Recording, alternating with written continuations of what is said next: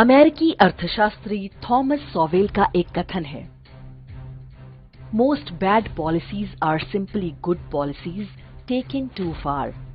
अर्थात अधिकांश खराब नीतियां वास्तव में वो अच्छी नीतियां होती हैं जिन्हें एक सीमा से अधिक बनाए रखा गया।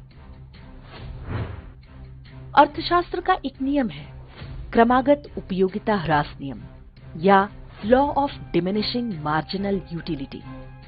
सरल शब्दों में इसे ऐसे समझ सकते हैं, जब आप दुकान पर एक समोसा खाते हैं तो बहुत आनंद आता है, पर जब आप एक के बाद दूसरा, तीसरा, चौथा समोसा खाने लगते हैं तो चौथे समोसे से उतना आनंद नहीं आता जितना पहले से आया होता है।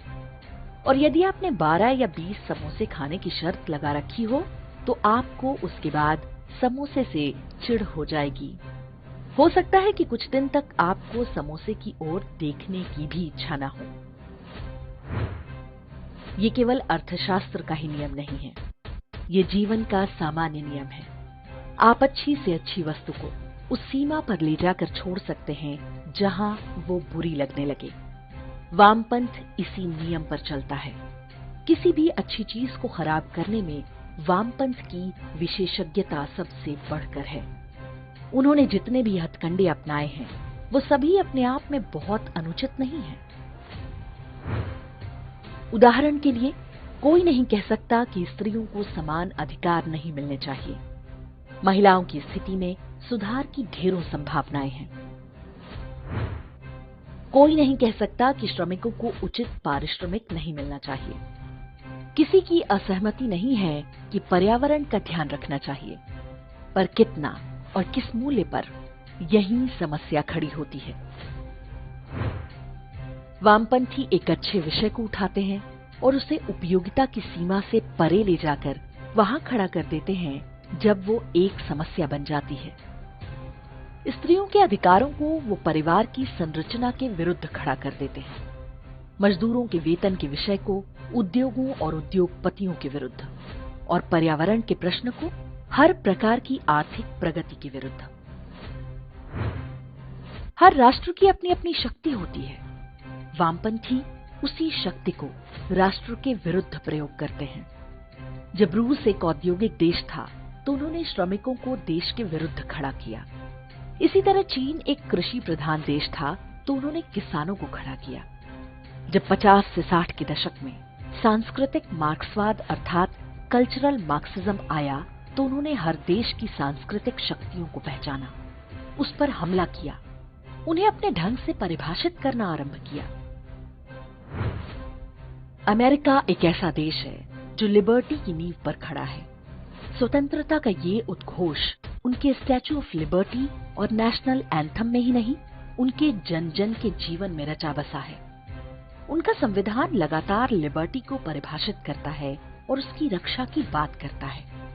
लेकिन वामपंथी मानसिकता वाले वहां भी पहुंच गए। उन्होंने अमेरिका में लिबर्टी की इसी अवधारणा को हास्यास्पद सीमाओं तक पहुंचा दिया। वो लिबर्टी को वहां तक लेकर गए जहां ये समाज और परिवार के विचार के विरुद्ध प्रयोग किया जा सके। उन्होंने स्वतंत्रता को स्वेच्छाचार, उच्छृंखलता और अराजकता का पर्याय बना डाला। भारत की सांस्कृतिक शक्ति है परिवार, संस्कार और अनुशासन। व्यक्ति के ऊपर परिवार का अनुशासन, परिवार के ऊपर समाज का। पर क्या इस अनुशासन को भी उस सीमा तक ले जाना संभव है जहां से उसके नकारात्मक प्रभाव आरंभ हो जाएं? बिल्कुल संभव है। जहां स्वतंत्रता के नाम पर सामाजिक संरचना और अनुशासन को नष्ट किया जा सकता है, वहीं अनुशासन के बहाने से व्यक्ति की बौद्धिक स्वतंत्रता को छीना जा सकता है। भारत में यही काम चल रहा है। सरकार भले ही उनकी नहीं है, लेकिन फिल्मों, मीडिया और विश्वविद्यालयों से लेकर न्यायपालिका में बैठे वामपंथी जज और सरकारी अधिकारी बड़ी सफाई से अपने अंदर का जहर समाज पर थोप रहे हैं।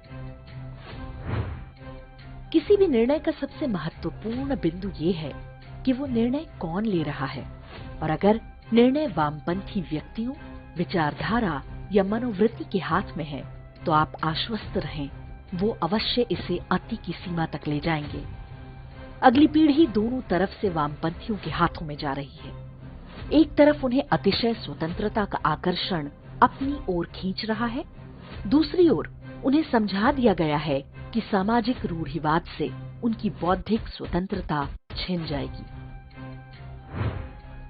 आज के समय में जहां वामपंथ रूढ़िवाद के विरोध के नाम पर युवाओं के बीच सांस्कृतिक मार्क्सवाद के रूप में स्वीकार्यता पा रहा है, वहीं उनका सबसे महत्वपूर्ण सहयोगी भी रूढ़िवादी ही है। ये उन्हें अधिक से अधिक अवसर दे रहा है। वामपंथ जिस स्वतंत्रता का दिवा स्वप्न देख रहा है, वो वामपंथ के मूल चरित्र का कभी हिस्सा ही नहीं रहा।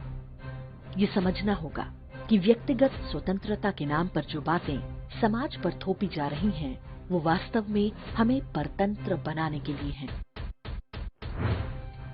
सामाजिक बंधनों से मुक्ति हो या माता पिता और परिवार से, ये सभी स्वतंत्रता के वामपंथी अतिरेक हैं। जैसा कि क्रमागत उपयोगिता ह्रास नियम में बताया गया है, इन सारी स्वतंत्रताओं के अच्छा लगने की भी एक सीमा है।